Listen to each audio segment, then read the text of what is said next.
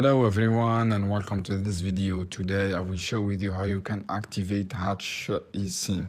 So guys, go to this site self-car Hutch and scroll down and you can this option Hutch Smart activation. With the first step guys, enter your personal details, enter your mobile number and your serial number. For example, this is my mobile number. For example guys, and enter your serial number for SIM.